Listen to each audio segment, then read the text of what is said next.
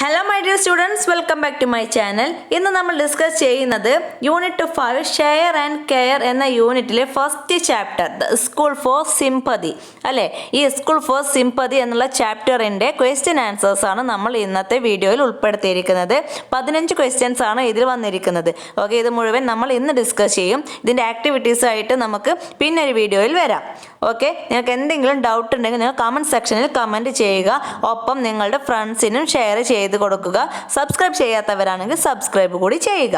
Okay, അപ്പോൾ നമുക്ക് first ക്വസ്റ്റ്യനിലേക്ക് പോകാം. Question number 1. Have you visited any other school? What all thing did you find attractive in that school? നിങ്ങൾ മറ്റേതെങ്കിലും വിദ്യാലയം സന്ദർശിച്ചിട്ടുണ്ടോ? ആ വിദ്യാലയത്തിൽ ആകർഷകാംവിധം നിങ്ങൾ എന്തെല്ലാം കണ്ടു? അല്ലേ, നിങ്ങൾ ഇതേപോലത്തെ ഒരു വിദ്യാലയം നിങ്ങൾ സന്ദർശിച്ചിട്ടുണ്ടോ എന്നാണ് ചോദിക്കുന്നത്. അങ്ങനെയാണെങ്കിൽ നിങ്ങൾ അവിടെ കണ്ടിട്ടുള്ള നിങ്ങൾക്ക് ഇഷ്ടപ്പെട്ട കാര്യം എന്തൊക്കെയാണ് എന്നതാണ് ക്വസ്റ്റ്യൻ. ഓരോരുത്തർക്കും ഓരോരോ ഇഷ്ടങ്ങളായിരിക്കും ഉണ്ടായിരിക്കുക അല്ലേ. ഓരോരുത്തരുടെ സ്കൂളിലേക്ക് കയറി ചെല്ലുമ്പോൾ അവിടുത്തെ ചുറ്റുപാടായിരിക്കും ചില ആളുകൾക്ക് ഇഷ്ടം. ചില ആളുകൾക്ക് അവിടുത്തെ ഗാർഡൻ ആയിരിക്കും ഇഷ്ടം. ചില ആളുകൾക്ക് അതിൻ്റെ സ്ട്രക്ചർ ആയിരിക്കും ഇഷ്ടം. അങ്ങനെ ഓരോരുത്തർക്കും ഓരോരോ ഇഷ്ടങ്ങളാണ് ഉണ്ടായിരിക്കുക. അപ്പോൾ നിങ്ങളുടെ രീതിയിലുള്ള ആൻസേഴ്സ് നിങ്ങൾ എഴുതാൻ ശ്രമിക്കുക. ഒരു ആൻസേഴ്സ് ഞാൻ ഇവിടെ തരാം. അതിനുശേഷം നിങ്ങൾക്ക് ഇതിൽ മാറ്റങ്ങളുണ്ടെങ്കിൽ നിങ്ങൾ അതിൽ മാറ്റം വരുത്തിയിട്ട് വേണം നിങ്ങൾ ആൻസർ എഴുതാൻ. ഓക്കെ, അപ്പോൾ നോക്കാം. Yes, I have visited A school near A village. The thing I found most attractive there was a beautiful garden in the entrance. Classrooms were arranged like the bogies of the train. There was a beautiful playground also. ഞാൻ ഇത്രയും കാര്യങ്ങളാണ് എഴുതിയിട്ടുള്ളത്. നിങ്ങൾക്ക് നിങ്ങളുടെ മനസ്സിൽ എന്തെങ്കിലും ഉണ്ടെങ്കിൽ അതുകൂടി കൂട്ടിച്ചേർത്തിട്ട് എഴുതി വയ്ക്കുക. Okay, then question number 2. Why do you think the writer want to visit Miss Beam's school? Miss ബീമിൻ്റെ വിദ്യാലയം എഴുത്തുകാരൻ സന്ദർശിക്കാൻ ആഗ്രഹിച്ചതിൻ്റെ കാരണം എന്താണെന്നാണ് നിങ്ങൾ കരുതുന്നത്? എന്തുകൊണ്ടാണ് മിസ് ബീമിൻ്റെ സ്കൂള് എഴുത്തുകാരൻ സന്ദർശിച്ചത്? എന്തായിരുന്നു കാരണം? ആൻസർ നോക്കൂ. Because he had heard a lot about Miss Beam's school. Miss ബീമിൻ്റെ സ്കൂളിനെ പറ്റി അദ്ദേഹം ധാരാളം കേട്ടിട്ടുണ്ടായിരുന്നു അല്ലേ. Then question number 3 നോക്കൂ. Do you think Miss Beam's school is different from other schools?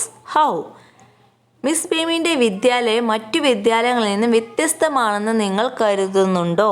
ഉണ്ടെങ്കിൽ അത് എങ്ങനെ എന്നതാണ് ക്വസ്റ്റ്യൻ. ആൻസർ നോക്കൂ.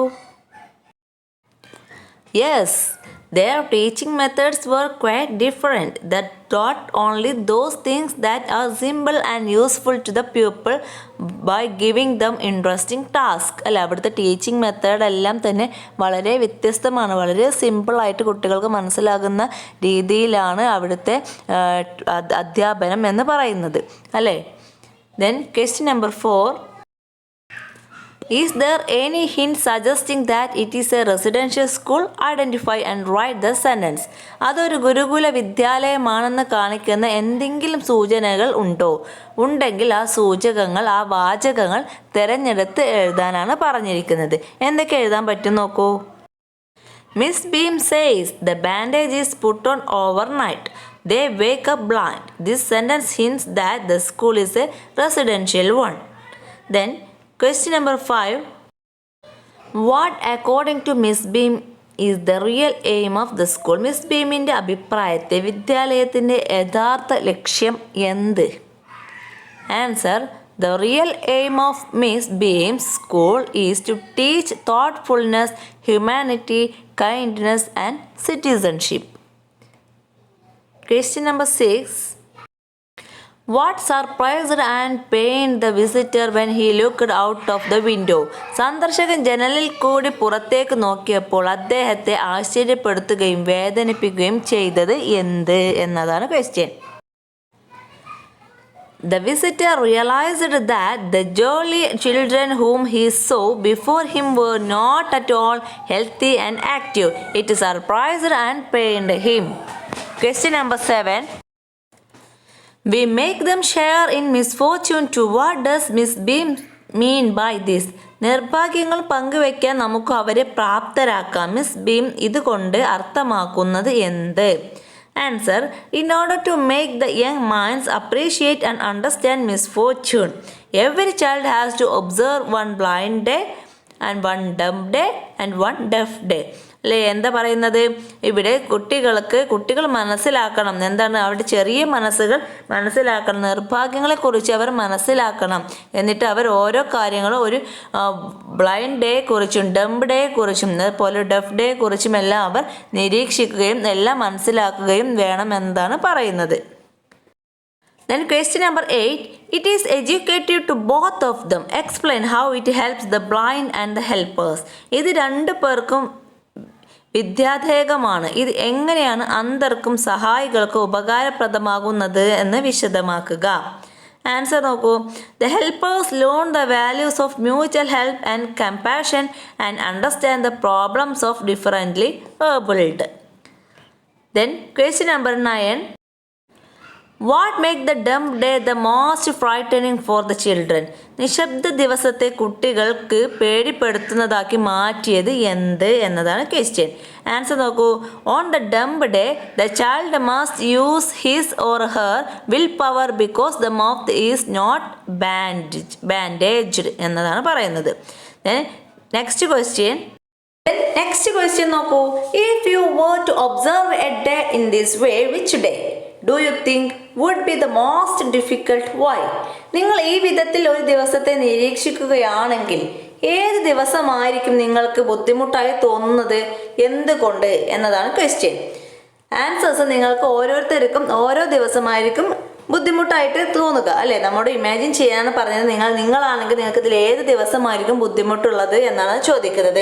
ചിലർക്ക് കണ്ണ് കാണാത്ത ദിവസമായിരിക്കും ബുദ്ധിമുട്ടായി തോന്നുന്നത്, ചില ആളുകൾക്കാണെങ്കിൽ സംസാരിക്കാൻ കഴിയാത്ത ദിവസമായിരിക്കും, ചില ആളുകൾക്ക് കേൾക്കാൻ പറ്റാത്ത ദിവസമായിരിക്കും ബുദ്ധിമുട്ടുള്ളത്. അങ്ങനെ ഓരോരുത്തർക്കും ഓരോരോ ദിവസത്തിനായിരിക്കും ബുദ്ധിമുട്ടായിട്ട് ഫീൽ ചെയ്യുന്നത്. അങ്ങനെ ഏത് ദിവസമാണ് നിങ്ങൾക്ക് ഫീൽ ചെയ്യുന്നത് എന്നുണ്ടെങ്കിൽ നിങ്ങൾ അത് എഴുതി വെക്കുക. എനിക്ക് ഫീൽ ചെയ്യുന്ന ആൻസേഴ്സ് ഞാനിവിടെ പറയുന്നുണ്ട്. നോക്കൂ. I think it is the blind day. I can't even imagine a day without any sights. It will be difficult to me. എനിക്ക് ബ്ലൈൻഡ് ഡേ ആണ് ബുദ്ധിമുട്ടായിട്ട് തോന്നിയത്. അതാണ് ഞാനിവിടെ എഴുതിയിരിക്കുന്നത്. നിങ്ങൾക്ക് അത് തന്നെയാണെങ്കിൽ നിങ്ങൾക്ക് അത് എഴുതാം, അല്ല എന്നുണ്ടെങ്കിൽ നിങ്ങൾക്ക് നിങ്ങളുടെ ആൻസേഴ്സ് എഴുതാം. ദെൻ നെക്സ്റ്റ് ക്വസ്റ്റ്യൻ നോക്കാം. Question number 11. I shall be so glad when today is over. Why does the girl feel so? ഇന്ന് കഴിഞ്ഞാൽ ഞാൻ വളരെ സന്തോഷവതിയായിരിക്കും. പെൺകുട്ടിക്ക് ഇങ്ങനെ തോന്നാൻ കാരണമെന്ത്? ആൻസർ നോക്കൂ.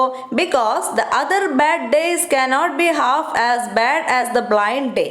It will be terrible for her not to see. Okay. Then question number 12.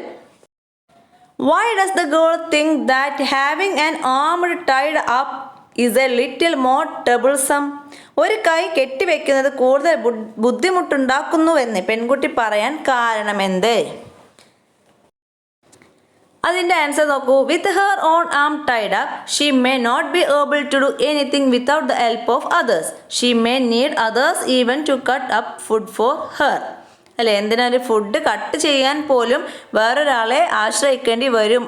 ഒരു കൈ കെട്ടിവെച്ചാൽ എല്ലാത്തിനും ഒരാളുടെ ഹെൽപ്പ് വേണ്ടി വരും. അതുകൊണ്ടാണ് അവൾക്ക് അതൊരു ബുദ്ധിമുട്ടായി തോന്നിയത്. Then question number 13. Which clues helped the little girl identify Milly? മില്ലിയെ തിരിച്ചറിയാൻ ചെറിയ പെൺകുട്ടിയെ സഹായിച്ച സൂചനകൾ ഏവ എന്നതാണ്. Then answer നോക്കൂ. She was told that the girl was wearing a blue skirt and pink blouse and her hair was very light. അല്ലെ, ഇത്രയും കാര്യങ്ങളാണ്. ബ്ലൂ സ്കേർട്ട് ധരിച്ചിട്ടുണ്ട്, പിങ്ക് ബ്ലൗസ് ആണ്, അവളുടെ മുടി എങ്ങനത്തെയാണ് പറയുന്നത്, വെരി ലൈറ്റ് ആയിട്ടുള്ളൊരു ഹെയറും ഉണ്ട്. ഇതൊക്കെയാണ് അതിൻ്റെ സൂചനകളായിട്ട് പറയുന്നത്. ദെൻ 14th ക്വസ്റ്റ്യൻ നോക്കൂ. Who are Peter and berry in the lesson? ഈ പാഠഭാഗത്തിൽ പറഞ്ഞിരിക്കുന്ന പീറ്ററും ബെറിലും ആരെല്ലാം?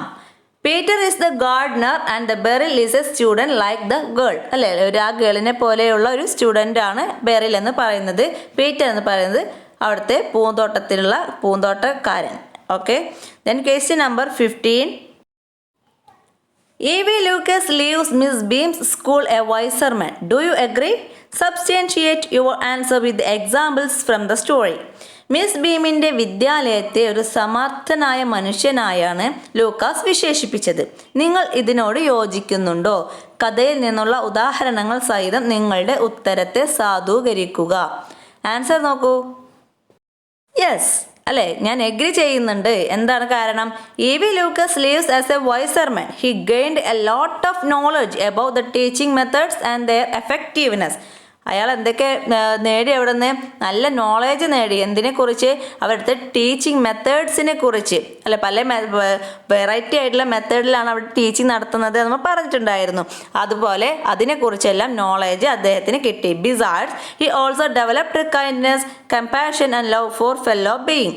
പിന്നെ എന്തൊക്കെ അവിടുന്ന് നേടിയെടുത്തു?